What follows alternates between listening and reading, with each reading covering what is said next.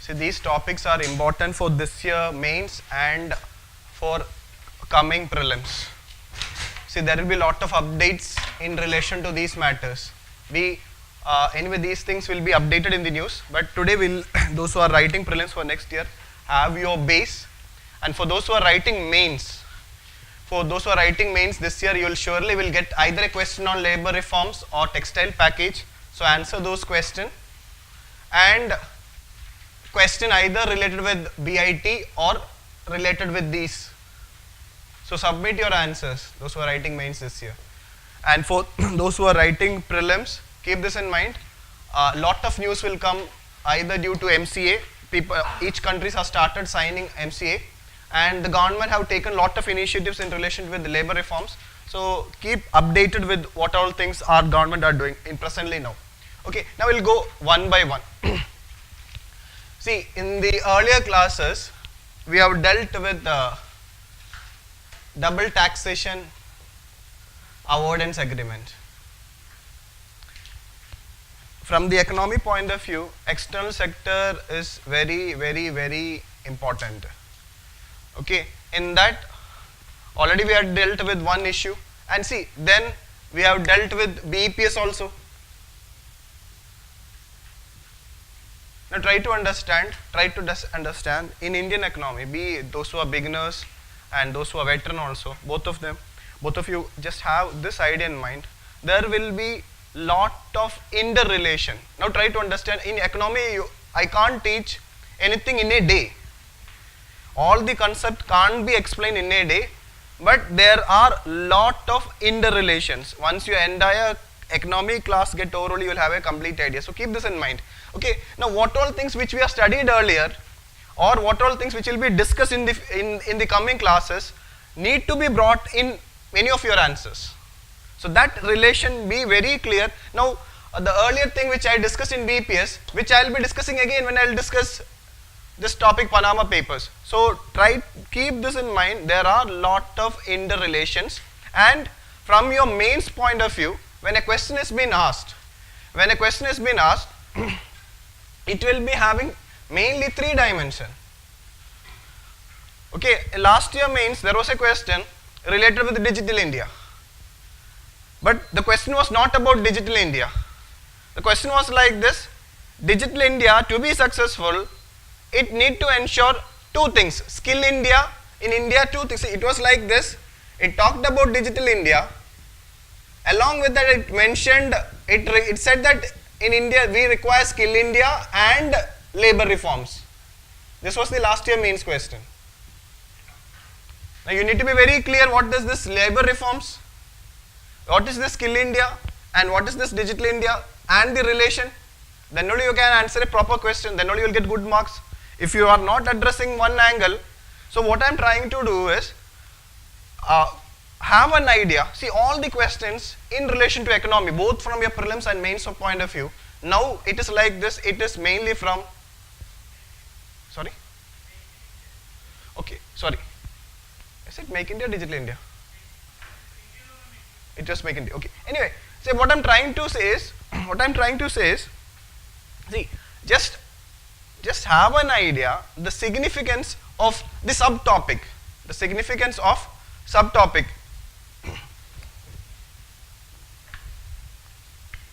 I have not gone through that question, but what I am telling today, I will be dealing with labor reforms.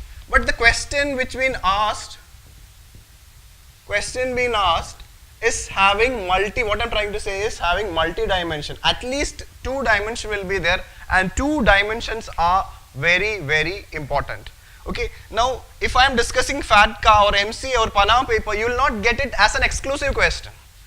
You will be getting it as a part of the question. Now if you know it, that one part you can address it. If you don't know it, you cannot address that question fully. Okay, now so again regarding this textile package which I will be discussing today, again same issue will be there. Textile package is having different dimension, and one of the dimension of textile package is related with the labor reforms in relation to textile, and that is also having relation to, when it comes to textile package, there will be a link which I will be discussing, its relation with exports.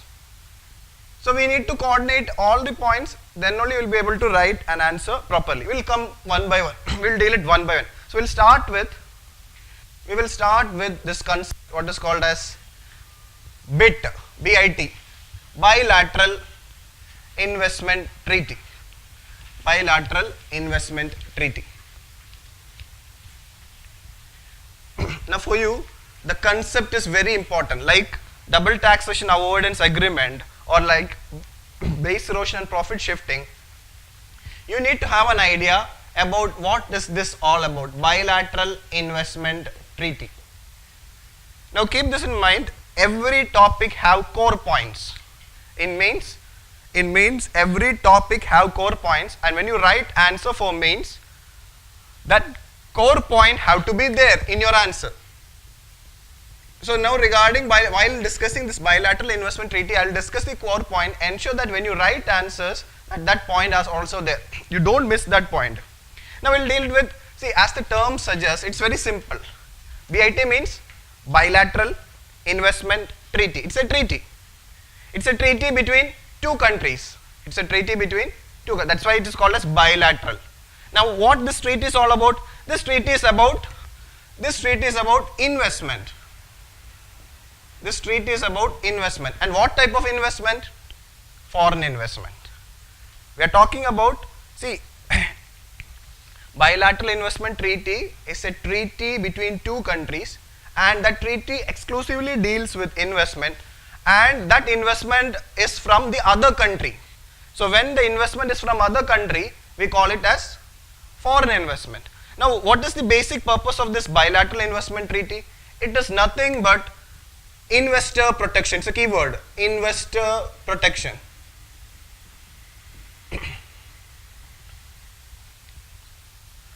It's about investor protection.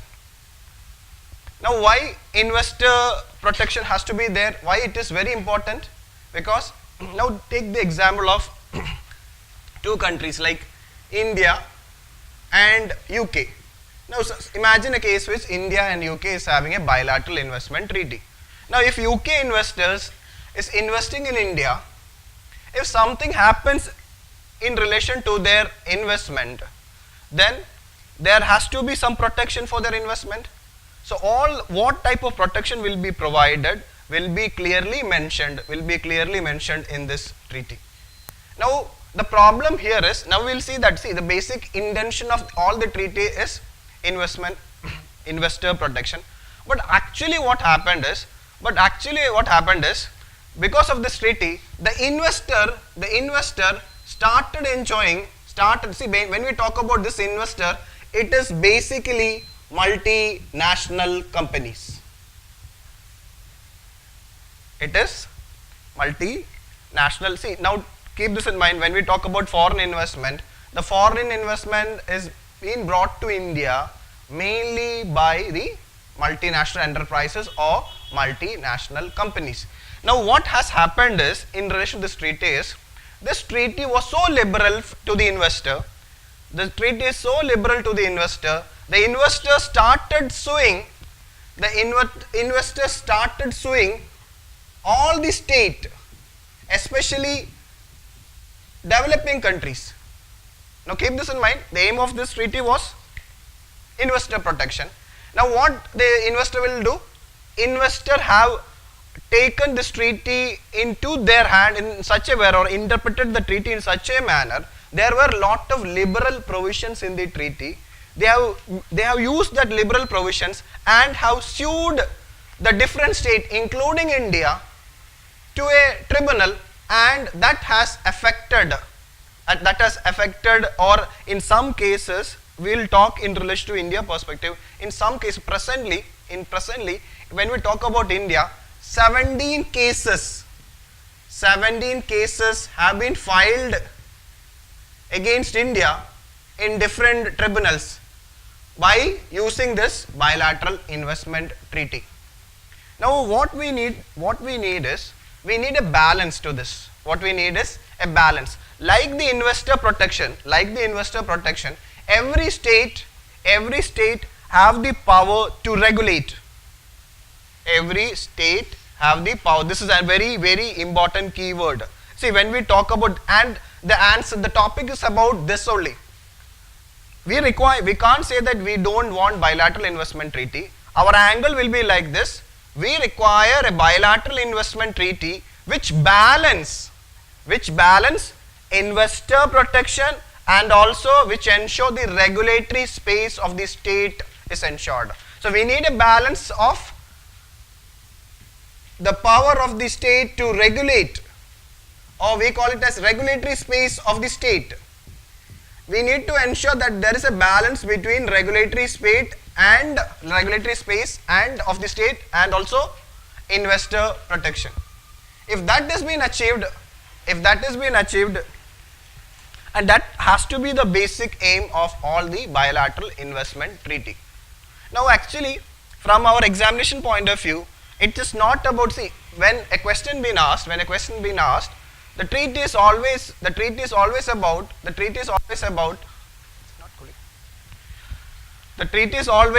India perspective. The treaty is all about India perspective, but you need to have the basic concept. Now when we talk about India perspective, keep this in mind that after the economic reforms, after that is which year?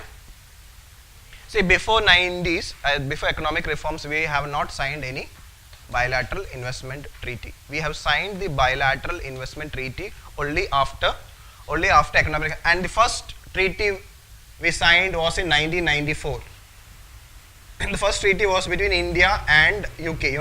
We have a bilateral investment treaty with United Kingdom. That is our first bilateral investment treaty. And thereafter, India have signed lot of bilateral investment treaties. Somewhere around 80 bilateral investment treaty are there presently. Now regarding this treaty, the interesting point about this treaty is that there are a lot of provisions. See, we were not knowing about the consequences, like in our double taxation avoidance agreement. When we signed those agreement, the situation was different. India required foreign inflows, India required foreign investment, especially during 90s. So most of the bilateral investment treaty which we signed were more liberal, and it ensured more protection to the investors. Okay, and that have resulted in more investment coming also, especially with those countries where we have signed investment treaty. Along with that, there is a very interesting fact. We have got lot of investment from other countries also where we have not signed bilateral investment treaty, especially US. With the US, again we have received lot of investment, but there is no, as of now, there is no India-US bilateral investment treaty. But we have signed treaty with other countries also. Now we will go into what is the issue. See, actually the questions are always asked in relation to the issues, and once we know the issue, we need to give a solution to it.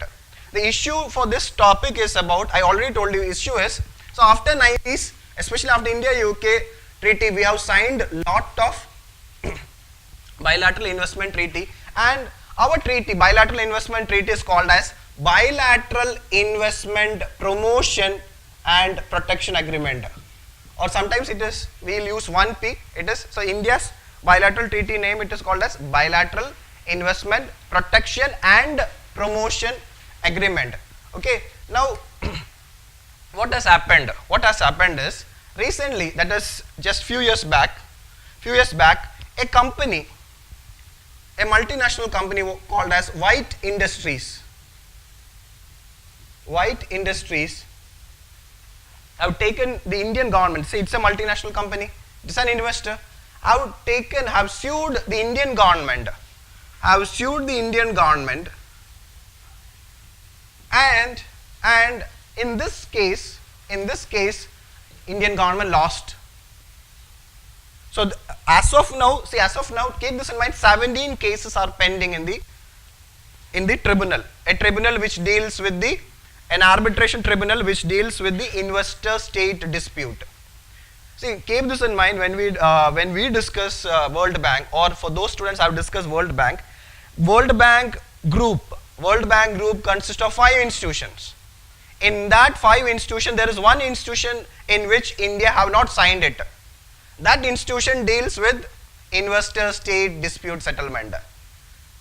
Have this idea in mind. So the 5th institution. So since we have not signed that institution, normally, but the other countries, there are so many independent tribunals. As per the bilateral investment treaty is signed, there are a lot of independent tribunals in which the investor can take the state and sue them. So in this case, actually the fact is that it's not about India losing this case, it is about how this white industries have used our bilateral investment treaty. So that is the point which we have to discuss. Now this is the trigger. India losing the case against white industry is the trigger for the Indian government to come to a conclusion that we have to change our, like how we have changed our double taxation avoidance agreement. The Indian government have decided that, so it has fastened the move from the government side to come up with a new bilateral investment treaty. As per that, what the government have done is, the government have come up with a model bilateral investment treaty. The government have come with a model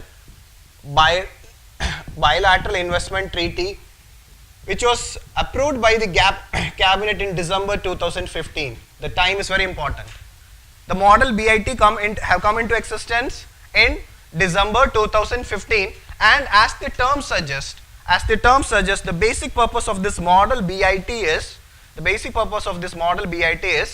not only to for the future bilateral, not only for to deal with the, see, this model BIT will guide the Indian government to how, when a future new treaty is signed with a country, or when we are planning to revise it. See, our earlier bilateral investment treaty is having a time period of 10 years. So almost most of the treaty is coming to an end. So when we revise the treaty, or when we are planning to sign a new treaty, we can use this model. So not only for, see, again, very interesting fact is that there is a concept what is called as international investment. See, this is a part of the bilateral investment treaty.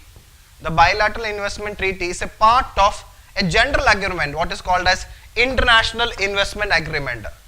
So our model BIT, when the model BIT will be used not only for the existing bilateral investment or the future bilateral investment treaties, but also for the free trade agreement. In many of the free trade agreements, India have signed, especially in relation to India, Japan, India, South Korea, especially those agreements like comprehensive economic partnership agreement, comprehensive economic partnership agreement, or this comprehensive economic cooperation agreement. New students, don't worry, we will explain this in some other classes. Try to have an idea that these are a high version of free trade agreement. What is the specialty of this free trade agreement is that investment is part of it. In the comprehensive economic partnership and comprehensive economic cooperation agreement, it is dealing with goods, it's not only dealing with services, but it also deals with what? Investment. So there are investment chapters. In relation to our certain free trade agreement, especially in these agreements. So the bilateral investment treaty is not only for the future BIT and also for the revising BIT, but also what the government have already asked this India, Japan and South Korean and the Indian ASEAN free trade agreement to make amendments to these investment chapters as per the model BIT. So now for your examination point of view, both for those who are writing mains and those who are writing prelims next year, you need to have an idea what is our model BIT is all about. Again, in this model BIT, few terms will come across. That is, again we'll see it how these few terms will come, especially in relation to already topic which you have seen in your last test. One is related. So in our model BIT, This is one of the feature, most favored nation clause. Most favored nation clause. National treatment. See, they actually in every bilateral investment treaty, three things has to be there. Most favored nation, national treatment, and also a dispute resolution mechanism. A fair dispute resolution mechanism. Every bilateral investment treaty should have that. Again, just have an idea this concept is all about. What do you mean by most favored nation? Most favored nation simply means there should not be any discrimination between countries. There should not be any discrimination. When you say that most favored nation, if India is considering a particular country as most favored nation, then India also have to consider the other country also has most favored nation. What does it mean? India have to, when it comes to, say, actually this concept we already discussed when we discussed world trade. In the WTO, this is one of the founding principle, most favored nation treatment. Same thing is applied here also. So what I am trying to say, most favored nation treatment simply means there should not be any discrimination. Now, what is most favored nation in relation to bilateral investment treaty? It's very simple. Imagine a case like India, Australia, bilateral investment treaty, and India, Kuwait, bilateral investment treaty. Both are treaty. If in this treaty, now I'll tell you in both this treaty was signed earlier and this treaty was signed recently. Now in this Australia BIT, now as per the most favored nation clause, what all favor India is providing to Kuwait has to be given to Australia also. This is what you mean by most favored nation in relation to investment treaty. Now I'll tell you what has happened in relation to White Industries. Now White Industry is an Australian firm. White Industry, how it has won the cases, White Industry have started suing India using the India-Australia BIT. But after reaching the tribunal, what it has used is, it has used the most favored nation clause of India-Kuwait bilateral investment treaty, where it has given liberal interpretation for the investor protection. Now this liberal interpretation of the India-Kuwait BIT, so by using the most favored nation treatment, by using the India-Kuwait BIT, this White Industries have argued and the tribunal have given a verdict in favor of White Industries. So India realized for the first time, after losing this case, India realized that this most favored nation principle, if it has been implemented in our bilateral investment treaty, other countries also can use the same provision and take India to a tribunal, and that will have a great problem for the most of the treaties. So because of this issue, even though most favored nation treatment has to be there in many of the bilateral investment treaty, when the India came with its model BIT, MFN clause is not there. So one of the speciality of our model bilateral investment treaty is that MFN clause is not there. So now we will see that what will happen. See, other countries will not agree with this provision. We have to see what will happen. But from your examination point of view, as per the new model BIT, there is no MFN. Okay. Now second point is regarding the taxation matters. Normally taxation related issues are dealt in not in bilateral investment treaty, it is dealt in taxation agreement, especially double taxation avoidance agreement. But India in the model BIT have explicitly mentioned that taxation matters also have been excluded. Even though, see, make it very clear, normally taxation matters are not included under bilateral investment treaty. But India, due to its past experience, especially you might have heard the cases of Vodafone. Actually, it's mistake not only with the Vodafone, it's mistake also from the tax authorities. What we have done is we have used, see, retrospective. See, this is the problem. See, when I discussed in relation to India Mauritius DTA, remember that one of why that was a smooth transition. It was not retrospective, it was prospective. But in the case of Vodafone case, what the government have done is it has imposed a huge tax, and that too from a retrospective date. So Vodafone have challenged the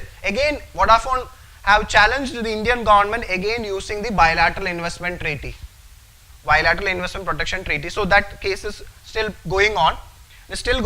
So because of this, again there was a relation with Kane Energy. So the individual cases are not important for you. So because of that, what India have done? India have included, I have clearly mentioned that taxation matters will not be included in our models. It's not there in our model BIT. Third is regarding intellectual property rights. Especially compulsory licenses. New students, don't worry, intellectual property rights and compulsory licenses, which will be dealt separately, that is a different topic. Okay, just have an idea. So regarding this intellectual property rights and compulsory licenses, especially compulsory license, India have mentioned that IPR, especially CL related issue, can't be taken. For example, if India is taking away certain intellectual property rights of an investor or a multinational company, the multinational company can't take India to any tribunal by using the bilateral investment treaty. That's why the government have included its IPR provision into the model BIT. But the most controversial among all the features is in relation to the investor state dispute mechanism. In the model BIT, actually we have made a provision that the foreign investor or the investor or multinational company can't take a case to a foreign tribunal. It can take a case against India or against any domestic investor only when after 5 years, this case 5 years has to be there in the Indian legal system. So now as per the new model BIT, if an investor want to sue Indian government, it can do only after 5 years. Only after 5 years, that same procedure have been taken. So first, if they want to have any dispute resolution for the first time, instead of going outside the country for this independent tribunal, it need to approach the Indian courts, especially the High Court and Supreme Court, and only after 5 years. So if in 5 years also you are not getting any means your issue is not getting resolved, then only, and you know the speciality of Indian judiciary or Indian legal system, it's not 5 years, it will take years and years to settle that issue. So I don't know again this provision how the countries will take into consideration, but these are the 4 things which India have included, and from this angle, so these are the 4 core points about major features. There are other features also, but these features are very important, and these are controversial too. Now we need to see that how our model BIT, whether whether we will be able to sign any new bilateral investment treaty by keeping this model BIT in mind. So if you see the present trend after December, almost 9 months have passed. Especially India, US and India, Canada bilateral investment treaty, now there is a cold response from the earlier. The US government were very eager to sign India-US bilateral investment treaty, and then other countries were also eager. But after seeing India's model bilateral investment treaty, there is a complete silence in related to the negotiation related with. So unless and until we need to wait and watch what will happen in relation to our bilateral investment treaties, the present and also the future one. So keep this point in mind when you try to answer this question. Now the other issue is which happened is exclusively dealing with India-US bilateral. That's also very important in your India-US relation.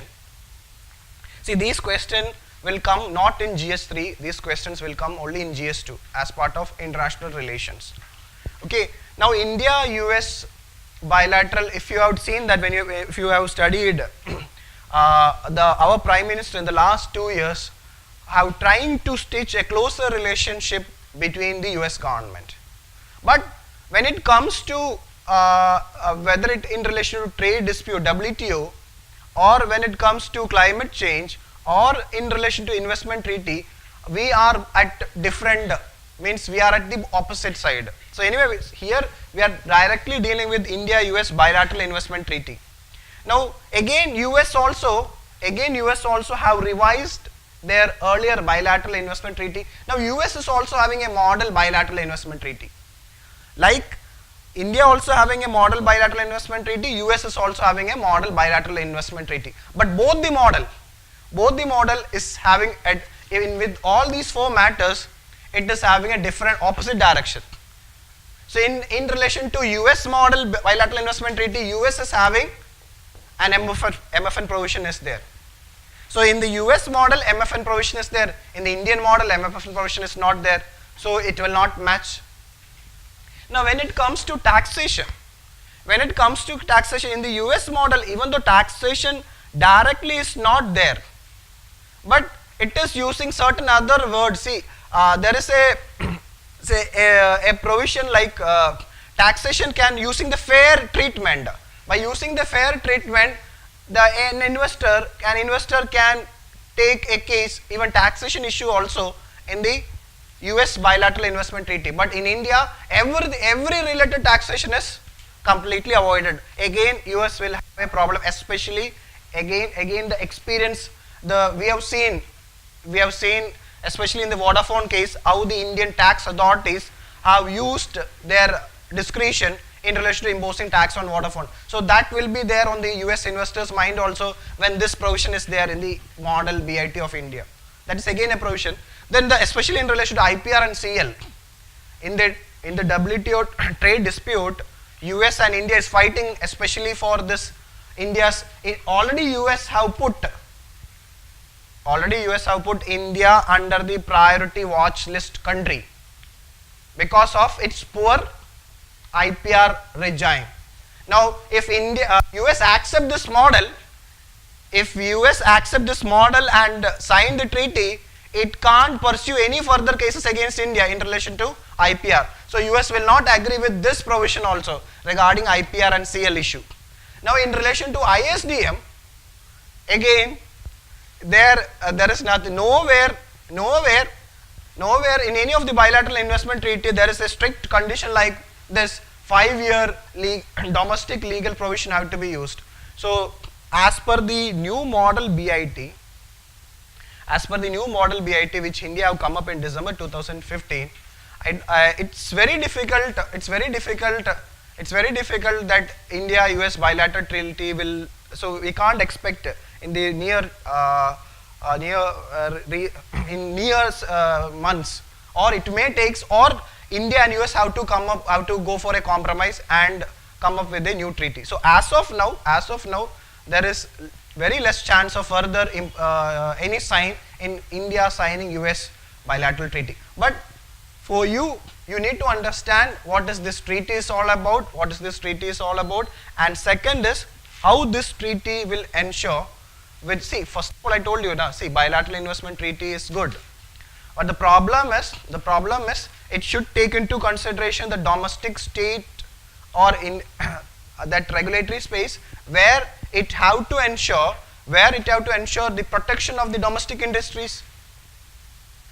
Because what will happen is, why regulatory space is required for a state? Because the multinational companies have to will be competing with will be competing with our Indian firms. I'll take the case of, I'll just give you the case of, you might have seen this. Take the case of Uber. Uber is a multinational company, right? You're already using it. And Ola is a Indian company. Now, since Uber is a multinational company and Uber is supported by a lot of financial support is been Uber is having, because Uber have that power to raise fund. Uber can ensure that it can take the customer at a very cheaper price. Are you feeling it today? Are anyone using Uber? Uber is, first of all, it is giving the cheapest rate. Now it is giving you daily discount, 25 rupees, 30 rupees. So if you have 30 rupees, 40 rupees, you can, at the auto price, you can travel in this present scenario. Now, can Ola afford that? No. What will happen? Actually, what is this? It is nothing but, we are not thinking in long-term point of view. In long-term point of view, it's an example of cutthroat competition. It is what? It's not a fair competition. It's what is called as cutthroat competition. So that the enemy will not be no more after a certain period of time, because Uber can survive. And what will happen after a certain period of time? There will be only Uber, no competitors. What Uber can do? Uber can introduce surge pricing. Now emergency you require, so I'll say 4x, 5x, 10x you require, you travel. So that time if the state is not, when state is coming to regulate them, Uber will take the Indian government to the tribunal. So are you getting the point? So what I'm trying to say is, see, there are different, see, this is what you have seen it. That's why I'm just giving an example to it. So when we say that the investor interest or investor investment have to be protected, the state also have the right to ensure its regulatory power. In relation to the regulation the regulatory power is mainly to ensure there has to be fair competition. The main purpose of regulation is to ensure fair competition between, not only between the public and private sector, but also between the domestic and multinational. So for that to achieve, all the bilateral investment treaty have to ensure a balance between the investor protection and also between the domestic state's right to regulate. This is how you have to conclude it based on the question. If the question is specifically dealing with a particular issue, address those issue, and when you conclude it, conclude with a balanced answer. You can't say that we don't require bilateral investment treaty. If we don't require, we require a lot of investment. And bilateral investment treaty is one of the way in which we can attract investment. In the globalized era, in a technology driven era, without foreign investment, the India can't grow at its pace. So in that scenario, what is required is a balance. So this is how you have to conclude. Rest of the point which I have not discussed, read it, the material, it is there. Now if you see the question, the model question which I had given to you,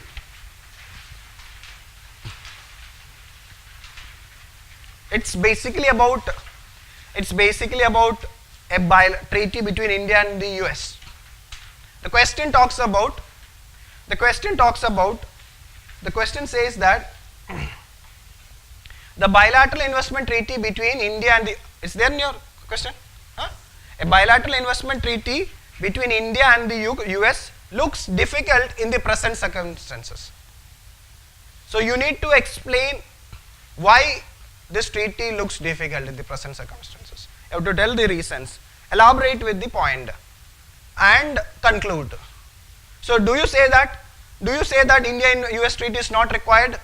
No. Now keep this in mind. Now till this point of time, we have this thought from one angle only. US investors coming to India and investing in India. Do you know that lot of Indian companies are invested in US? Like TCS, Wipro, all IT companies are facing a problem in US. Now if this bilateral investment treaty comes into existence, it is a boost, or it is a confidence building measure for the IT companies, because they are facing lot of harassment in the US. So this treaty is good for them also. So we can't say that bilateral investment treaty is not, we require it, but when we require it, we need to take into consideration that again, like we need to take into consideration this Indian angle also. So Indian companies investing in US, their interest, similarly US companies investing in India, their interest, but without losing both the countries' regulatory space. That is, in US, the US have the power to regulate, in India the Indian government have the power to regulate. But the ultimate aim is to ensure fair competition. By ensuring the fair competition, who will be the final beneficiary? The customer, the common man, the people of the country, of respective country. That angle you have to bring it and you conclude it.